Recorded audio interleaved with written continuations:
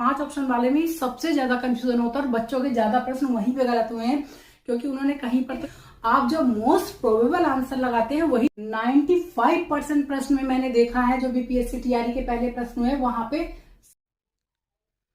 Hello नमस्कार, स्वागत है आप सभी का हमारे चैनल पे और आई होप आप लोगों की तैयारी बहुत अच्छे से हो गई होगी।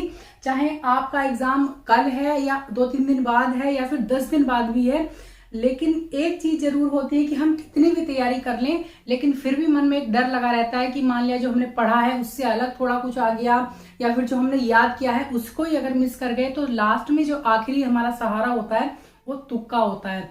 और तुक्का मैं आपको बता दूं, तुक्का एक कोई अनपढ़ लोग नहीं लगाते हैं और ना ही तुक्का ये चीज होती है कि अक्कड़ बक्कड़ बम्बे वो करके और पूरा 80-90-100 कर दिया।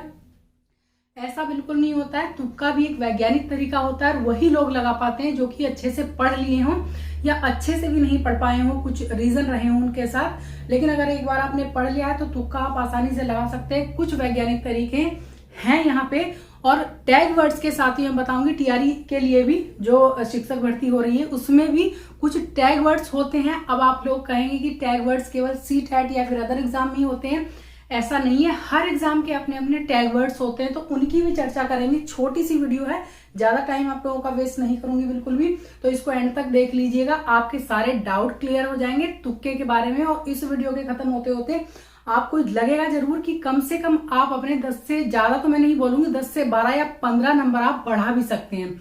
मिनिमम आप 10 से 11 नंबर जरूर बढ़ा सकते हैं और जहां पर एक एक नंबर से बच्चों का रह गया है वहां 10 से 12 नंबर बहुत बड़ी चीज होती है। तो चलिए देखिए, एक चीज तो है, कितना भी आप तैयारी कर ले लेकिन ऐसा कोई बच्चा नहीं होता है कि जो 100% क्वेश्चन आपने सोल्व कर पाए, है ना। एक जो क्वेश्चन पेपर सेट करता है वो भी 100% नहीं सोल्व कर पाता है। रैंडम अगर उसको एग्जाम पेपर दे दिया जाए, देखिए आपको जैसे पता है, इसकी मैं पहले चर्चा कर लूं। 30 नंबर जो है इसको आपको पूरे को टाइम नहीं देना, पूरा सोल्व नहीं करना। अगर आप कंफर्म हैं तो 10 से लेकर के 15 प्रश्न आप इसमें सोल्व करेंगे केवल, ठीक है। इसकी हम बात नहीं करेंगे तुक्के की, हम यहाँ पे करेंगे 40 और जो 80 नंबर का आपका पेपर है यहाँ पे बात करेंगे, ठीक है। तो देखिए इसमें हम बात इसकी करेंगे और ज्यादा जो बात करेंगे वो जीएस की करेंगे, सभी के लिए है। सबसे पहली बात देखिए, हम लोग क्या क्या चीजें यूज करते हैं तुक्के में, जो साइंटिफिक चीजें हैं और ये हमने एक्सपीरियंस से ही सीखा है, यूं ही हम बात नहीं कर रहे हैं। देखिए पहला है इंट्यूशन है, मोस्ट प्रोबेबल आंसर हम कैसे चूज करें, और एक सबकॉन्शियस माइंड है उसको किस तरह से यूज करें, और टैग वर्ड्स इस एग्जाम में आप क्या क्या यूज कर सकते हैं, एलिमिनेट मेथड आप कैसे यूज कर सकते हैं, और भी चीजें अब हम इनकी चर्चा करते हैं। देखिए एक एक करके। सबसे पहला है इंट्यूशन। सबसे बड़ी चीज ये होती है, अगर आप एग्जाम में क्वेश्चन पेपर अपना हल कर रहे हैं और उसमें आपने मान लिया 60 से 70, आपने 70 से 75 भी आप अटेंड कर चुके हैं, बहुत अच्छे से आपको लग गया है, 75 आपने कर लिए, लेकिन बाकी का आपको मेरिट में आने के लिए बाकी के नंबर भी चाहिए। और सोने पे सुहागा तो ये है इस एग्जाम में कि आपकी नेगेटिव मार्किंग नहीं है, तो आप आराम से बिना डर के आप तुक्का लगा सकते हैं, ठीक है। और 75-80 तक आते आते मान लिया आपने 75 भी नहीं 65-70 भी कर लिए हैं, तो आप तुक्के का सहारा लेकर के अपना काम करेंगे। पहले आप करेंगे इंट्यूशन पे। जब आप कोई प्रश्न पढ़ते हैं, चारों ऑप्शन आपने पढ़ लिए, तो एकदम से आपके दिमाग में आता है कि हाँ ये हमने पढ़ा है और ये वाला ऑप्शन सही है। तो जो आपके दिमाग ने पहले, इसको कहते हैं अंतर्बोध या अंतर्ज्ञान, मैंने हिंदी भी इनकी लिखी है, अंतर्बोध कहेंगे या अंतर्ज्ञान कहेंगे। तो दिमाग में आपके टक होगा जो पहला आंसर, उसी को आपको लगाना है एकदम से। ये नहीं करना है कि नहीं ये नहीं हो सकता, दूसरा नहीं हो सकता, क्योंकि हमने जब वो चीजें पढ़ी होती है ना तो कहीं ना कहीं हमारे दिमाग में बैठी होती है, ऐसा नहीं है कि उसको हम भूल जाते हैं, ठीक है। तो सबसे पहला जो दिमाग में आएगा वही इंट्यूशन है, अंतरात्मा की आवाज समझ लिए, अंतर्ज्ञान समझ लीजिए, वही आंसर आपको लगाना है 4 में से या 5 में से जो आपको लगे, ठीक है। अब आता है मोस्ट प्रोबेबल जो आंसर है वो किस तरह से, मतलब जो संभावना होती है वो किस तरह से होती है, वो इसी पे एक तरह से आधारित है। आपने 4 या 5 ऑप्शन पढ़े उसके, ठीक है, आपको लग रहा है ये भी हो सकता है, ये भी हो सकता है, ये भी, लेकिन फिर उसके बाद थोड़ी सी मतलब थोड़ा सा रुकिए उस पर। अगर आपने इसको टाइम दिया है उस प्रश्न को, तो एक बार फिर से उनको पढ़िए और फिर से पढ़ने के बाद जो आपको लग रहा है उसको मोस्ट प्रोबेबल आंसर आपको मिल जाएगा इसी चीज का यूज करके, इंट्यूशन का, ठीक है। फिर उसके बाद आपका आता है सबकॉन्शियस माइंड, जो कि इसी के साथ काम करता है, ठीक है। ऐसा नहीं है कि जो हम चीजें पढ़ते हैं वो भूल जाते हैं, ऐसा नहीं है। एग्जाम हॉल में आपने देखा होगा सबकॉन्शियस माइंड का सिग्नल होता है हमारे लिए। वो क्या होता है, जैसे मान लिया हमने सारे ऑप्शन पढ़े और पढ़ने के बाद हमें लग रहा है कि कुछ भी नहीं आता है। वैसे ऐसा है नहीं कि कोई भी स्टूडेंट ऐसा हो कि उसको एक भी ऑप्शन नहीं समझ में आ रहा है, बिल्कुल भी। कोई ना कोई आंसर आपको ऐसा लगेगा कि हाँ इसका ये नहीं ये आंसर है, क्योंकि उनमें से 4 में से या 5 में से एक ऑप्शन जरूर ऐसा होगा कि आपने कहीं ना कहीं पढ़ा है। तो जो आंसर आपको लगेगा आपका सबकॉन्शियस माइंड इसका सिग्नल दे रहा है, वही आपको वहां पे गोला भर देना है उसका, ठीक है। टैग वर्ड्स पे बाद में आऊंगी, पहले मैं एलिमिनेट मेथड पे आती हूँ। ये मोस्टली सभी बच्चे जानते हैं। एलिमिनेट मेथड क्या होता है, जब हम प्रश्न को पढ़ते हैं तो हमें क्या होता है, 2 आंसर सही लगते हैं और 2 गलत लगते हैं, या फिर जैसे 5 ऑप्शन हैं तो उनमें से हमें 3 सही लगते हैं या 2 गलत लगते हैं। लेकिन एंड आते आते पहले तो उन 3 को अलग कीजिए आप, ठीक है। पहले उन 3 को जो बिल्कुल भी नहीं लग रहे हैं सही, उन 3 को अलग करना है। फिर उसके बाद एंड में उन 2 में से चूज करना है जो सही और गलत लग रहे हैं, जो मोस्ट प्रोबेबल। फिर उसके बाद एलिमिनेट करने के बाद 3 ऑप्शन आपने एलिमिनेट कर दिए, 1 2 3 जो भी आपके ऑप्शन रहे हुए BCD हैं, ABCD हैं। फिर उसके बाद जो 1 और 2 आपके बचे हुए हैं 2 ऑप्शन, उसको इसका यूज करके आपको लगाना है, अपने इंट्यूशन का या फिर सबकॉन्शियस माइंड का, ठीक है। और वो आपको सिग्नल मिल जाएगा आपके जो कॉन्शियस सबकॉन्शियस माइंड है कि इन 2 में से केवल ये वाला होना है। तो जो पहले लगेगा उसको आप लगाइएगा, ठीक है। ये एलिमिनेट होता है 5 में से, पहले 3 को एलिमिनेट कीजिए, फिर उसके बाद 2 को, फिर उसके बाद लास्ट में वो 1 को भी हो जाएगा, ठीक है। अब देखिए अब आते हैं टैग वर्ड्स। अब टैग वर्ड्स यहाँ पे कैसे होते हैं आपको मैं TRE में बता रही हूँ। मोस्टली जो ये काम करेंगे, जिससे सबसे ज्यादा प्रश्न आपके आते हैं, जो आपकी मॉडर्न हिस्ट्री है, उसमें कैसे करते हैं।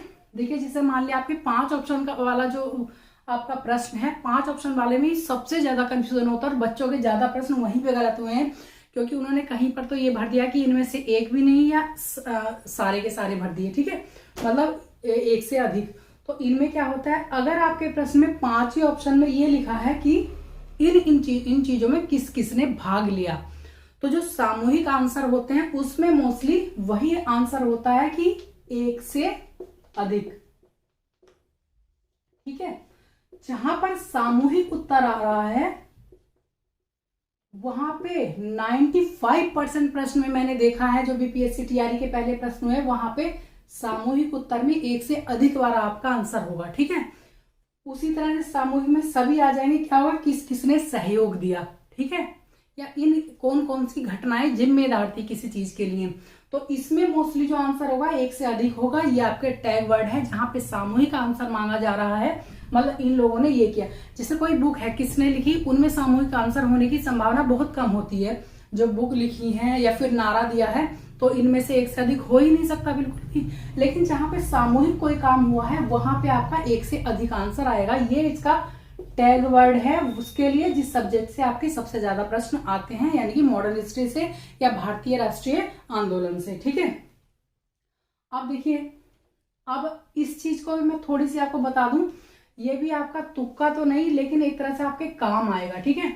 जब आप क्वेश्चन पेपर को हल कर रहे होते हैं, भले ही आप कितने भी पढ़े लिखे हैं, मतलब कितना भी आपने रिवीजन कर लिया है, लेकिन तुरंत आपको आंसर पे गोला नहीं भरना है, क्योंकि कुछ क्वेश्चन बहुत इजी होते हैं, ठीक है,